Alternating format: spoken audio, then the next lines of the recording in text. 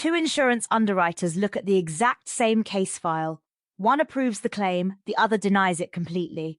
Two doctors examine identical x-rays. One sees a tumor, the other doesn't. Today, we're diving into noise, the hidden variability in human judgment that's costing companies billions and potentially putting lives at risk. We'll explore why professionals looking at the same data reach wildly different conclusions and what we can do about it. So help me understand, what exactly is this noise that Daniel Kahneman talks about in his groundbreaking book? Well, think about it this way. When we talk about decision-making, everyone focuses on bias, right? That's like a systematic error that pulls us in a specific direction. But noise, that's actually something different entirely. Different how? So noise is it's like random variability in judgments that should be identical. According to Kahneman's research, when professionals make the same judgment multiple times, they often give different answers. And here's the kicker, they don't even realize they're doing it. Wait, what? You're saying professionals don't even know they're being inconsistent? Exactly. And get this, in one study they found that experienced insurance underwriters given the same case on different occasions varied their assessments by an average of 55%. That's massive variability where there should be none. That's actually terrifying when you think about it. You know what's interesting? It's kind of like static on a radio. Sometimes you can't hear the music clearly because of all this random interference. That's basically what noise does to our decision-making. Oh, that's a really good analogy, actually. And here's where it gets really fascinating. The book breaks noise down into three main types: level noise, pattern noise, and occasion noise. Want to dig into those? Yes, please break that down for us. Okay, so level noise is when different judges or decision makers are consistently either harsh or lenient. Pattern noise happens when people react differently to specific features of cases. And occasion noise, that's when the same person makes different decisions on different days. Speaking of different days, isn't there some wild research about judges and weather? Oh my goodness, yes. Research showed that judges actually tend to give harsher sentences on hotter days. It's a perfect example of what Kahneman calls occasion noise. Same judge, same type of case, different decisions just because of the weather. That's actually kind of scary when you think about the implications. And here's what's really mind-blowing. The book presents evidence that this kind of noise exists everywhere. In medicine, in hiring decisions, in performance reviews, even in asylum decisions. But surely in medicine there are protocols and guidelines to prevent this kind of thing? You'd think so, right? But according to the book, when radiologists look at the same chest X-ray on different occasions, they disagree with themselves 20% of the time. That's their own previous judgment they're disagreeing with. Hold on, they disagree with themselves? Exactly. And this is where Kahneman introduces this really counterintuitive idea.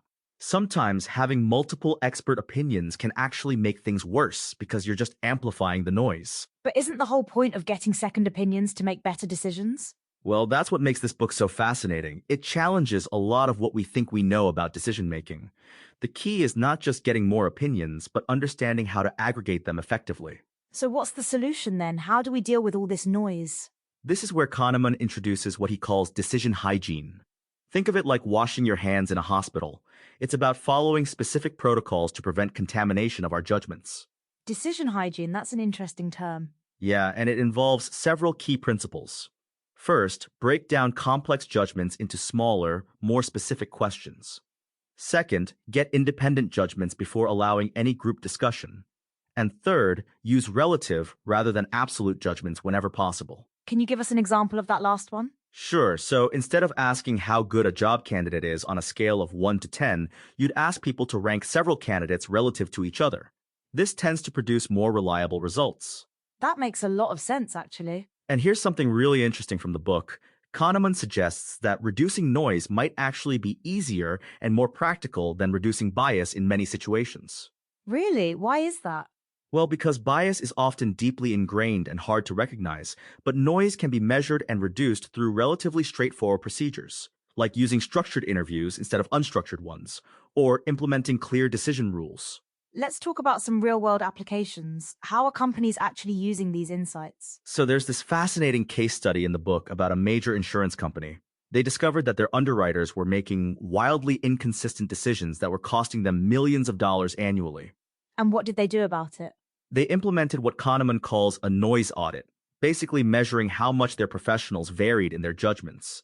And then they developed specific guidelines and decision aids to reduce that variability. Did it work? The results were pretty remarkable. They managed to reduce decision variability by about 30% while actually improving the quality of decisions. That's impressive. But you know what's really interesting? The book points out that most organizations don't even realize they have a noise problem. They're so focused on bias that they completely overlook this other massive source of error. It's like they're looking for zebras while elephants are stomping around the room. Exactly. And here's another fascinating point from the book. Noise isn't just about big decisions. It affects our everyday judgments too. Like what kind of everyday judgments? Well, think about performance reviews at work, or grading papers, or even deciding how much to tip at a restaurant. We're often much more inconsistent than we realize. That's actually kind of unsettling when you think about it. It is. But Kahneman's point isn't to make us paranoid, it's to help us recognize these issues so we can address them. So what are some practical takeaways for our listeners? Well, first, whenever you're making an important decision, try to break it down into smaller, more specific questions.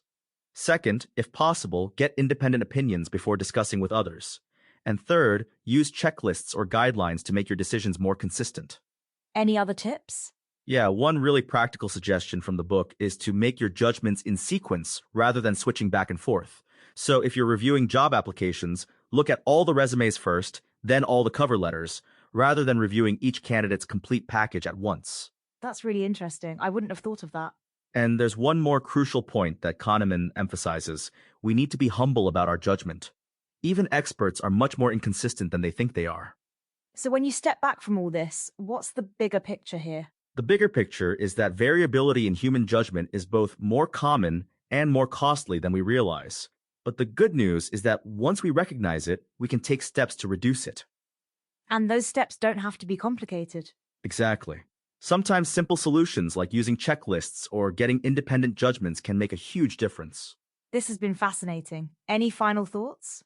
Well, I think the key message is that we shouldn't just accept variability in judgment as inevitable. We can and should work to reduce it, especially in important decisions. That's a great point to end on. Remember, listeners, the next time you're making an important decision, take a moment to think about noise. Are you being consistent? Have you broken down the decision into smaller parts? Are you using any guidelines or checklists? These simple steps could make a huge difference in the quality of your decisions.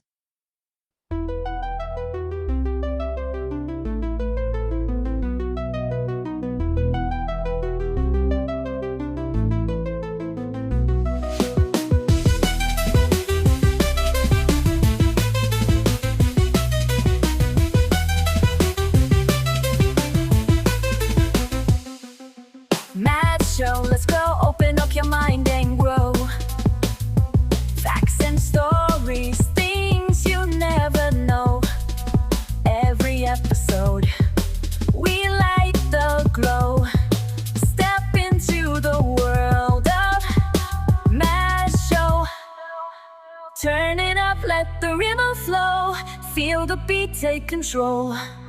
Don't be shy, just let it go. This is where the magic grows. Tune in now, it's the Math Show. Lights up bright and minds will glow. Every day we learn and grow. Come along and join the flow. New ideas begin to shine. Breaking limits, crossing lines. Every moment feels divine. In the world of Math Show time. Turn it up, let the rhythm flow. Feel the beat, take control. Don't be shy, just let it go. This is where the magic grows. Tune in now, it's the Math Show. Lights up bright and minds will glow. Every day we learn and grow. Come along and join the flow.